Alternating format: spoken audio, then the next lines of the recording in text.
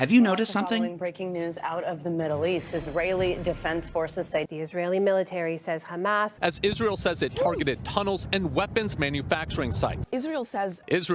We spoke with the international spokesperson from the IDF, Richard Hecht. Israeli authorities say. The Israelis say. Israel says. Israel's defense forces saying. Israel saying. That's according to the Israeli military. Israel says. Every single time. But over in Israel, prominent journalists stopped believing the military years ago. Back in 2015, Gideon Levy would write a scathing article in the Israeli Haaretz saying, quote, "The policy of denial and disconnection from reality is rising to a dangerous level, and the illness is getting worse. Israel further entrenches itself in its imaginary reality. It's all just a matter of Hasbara, the Israeli euphemism for propaganda." Now, the term Hasbara has its nuances. Hasbara is one of those wacky Israeli words that defy translation, but as senior Haaretz correspondent Anshel Pfeffer maintains, Hasbara is simply the act or profession of explaining. Even going so far as to say, Hasbara is now one of the basic tenets of 21st century Zionism.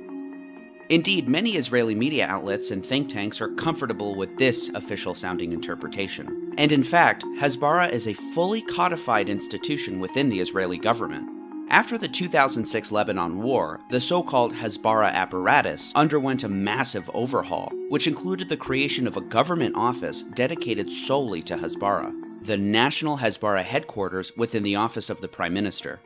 Its many arms extend to the Foreign Ministry, the Ministry of Diplomacy and Diaspora Affairs, the Ministry of Tourism, the Jewish Agency for Israel, and notably, the IDF Spokespersons Division, the propaganda arm of the Israeli military, tasked with operating the IDF's official website and blog, YouTube channel, Twitter, and other social media accounts. Hasbara is identified as not only a state diplomacy infrastructure, but also a cultural phenomenon.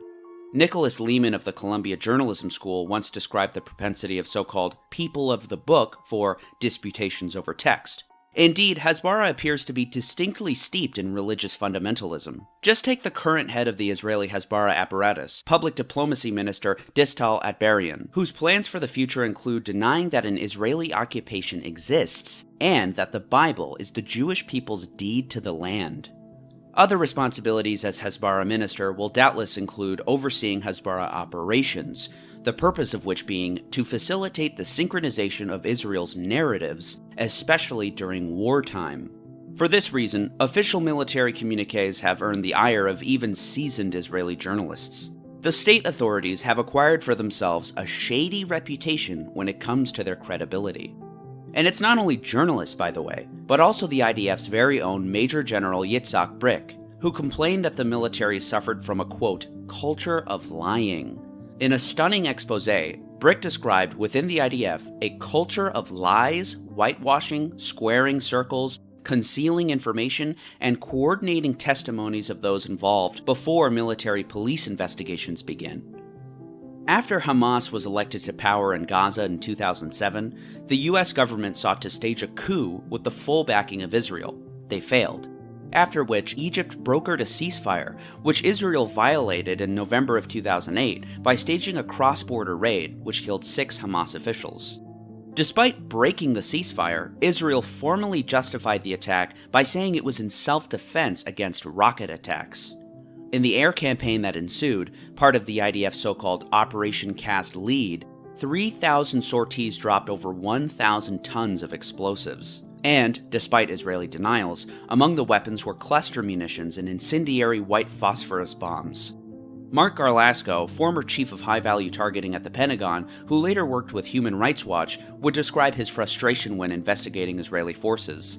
They said in Lebanon they did not use cluster bombs. We found 4 million. They evade answering that they use phosphorus, and we stand there every day watching. How can anyone trust the Israeli military?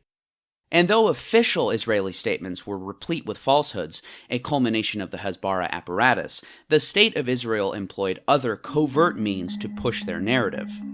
In Operation Cast Lead, we turned to Jewish communities abroad, and with their help, we recruited several thousand volunteers, said Ilan Stulman, who is Deputy Director of the Information Department at the Ministry of Foreign Affairs, a key fixture of the Hasbara infrastructure.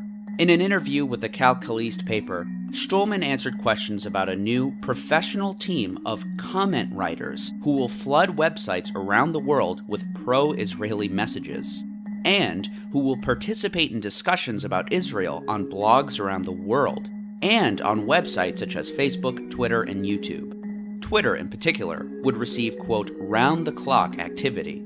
In a pattern that would be repeated in the future, the ministry would recruit educated young people who speak foreign languages and use social media. Our people won't say, hello, I'm from the Ministry of Foreign Affairs, nor will they necessarily identify themselves as Israelis. They will speak as citizens and write responses that will appear personal, but will be based on a pre-prepared list of messages compiled by the Ministry of Foreign Affairs. In 2013, the Prime Minister's office would deploy so-called covert units of their own to Israeli universities, taking to Facebook and Twitter, and also not disclosing that they were working for the government. These units would be set up in a, quote, semi-military fashion, with a student senior coordinator whose tuition would be covered in exchange for their participation. The other students working under them would also receive partial scholarships. The next year, Israel would launch yet another war on Gaza, this time called Operation Protective Edge. After 3 Israeli teenagers were captured and executed by Palestinian militants in 2014, the Israeli military launched a fake rescue mission despite knowing that the boys were already dead, an excuse to make mass arrests. The massive air war that ensued destroyed 18,000 homes in Gaza and killed thousands of people. In one of the most devastating consequences of Israeli lies via Hasbara in recent memory. To use one example which is emblematic of the whole 2014 war, the only rehabilitation center in Gaza, Al-Wafa Hospital, was completely destroyed in the bombing. To justify the attack, Israel tweeted a fake photo alleging to show a rocket being fired from the hospital. But according to Amnesty International, the image tweeted by the Israeli military does not match satellite images of the Al-Wafa Hospital and appears to depict a different location. Such is the nature of the Israeli Hasbara effort, the principal objective being a positive spin on Israeli actions, and as the documentary record shows, the truth is irrelevant. The narrative takes precedent, leading Gideon Levy of Haaretz to go as far as to call Israeli Hasbara a brainwashing campaign, which has enjoyed dazzling success in Israel. And disseminating Hasbara to an international audience is critical to shaping that narrative. During the bombing of Gaza in 2021, Israeli officials briefed thousands of journalists. In just one day, the IDF foreign media spokesman briefed 180 journalists. With the advent of TikTok as well, the State of Israel saw another opportunity, and their official TikTok account gained tens of thousands of followers over the course of the conflict. In fact, according to a recent investigation from Haaretz, the State of Israel pulled out all of the stops, even waging a psychological warfare campaign against its own citizens, illegal under Israeli law. Undertaken by the IDF spokesperson's unit, the operation sought not to downplay Israeli war crimes or spin them, but to play them up. Using fake social media accounts in order to conceal their military source, IDF officers uploaded images and video of Israeli airstrikes and tried to make the hashtag #GazaRegrets go viral. The disproportionate destruction of Gaza has its negative consequences on Israeli Hasbara efforts, as described by former Hasbara chief Yarden Vadikai. The damage in Gaza is way larger and more dramatic than in Israel. In the world of public opinion, Israel is the stronger side. Palestinians are the weaker side. This is the limitation of Hasbara. You have to say it frankly. Israel is still hard at work deploying armies of keyboard warriors across the internet, and the architects of the operation are quite open about their efforts. Just in 2022, Israel's deputy foreign minister held a webinar for Hasbara activists, saying it is focusing on getting information out on social media to apply pressure on conventional media.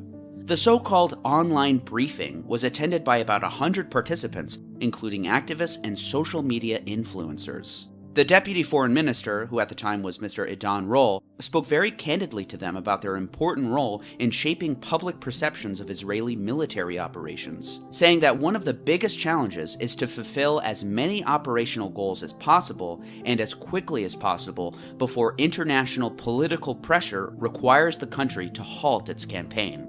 This determines how much breathing space the world gives us to continue hitting our targets, he said. This is where Hasbara comes in. Hasbara gives us time and gives us legitimacy to act and protect ourselves. He called social media specifically an instrument to apply pressure on conventional media. That's the name of the game these days. Also following breaking news out of the Middle East. Israel says Israeli authorities say. Hey everyone, thanks so much for watching, and if you enjoyed this video, or you feel like you learned something, please consider subscribing. And if you want to support the channel further, just go to patreon.com/GDFofficial to become a patron. The link is in the description. There you can watch exclusive and completely uncensored videos and join the Discord server. It's really a great community there. I also accept donations via PayPal and Cash App. Those QR codes are on the screen right now. Also, those links are in the description as well. I'd really appreciate any donations since YouTube hardly monetizes my videos.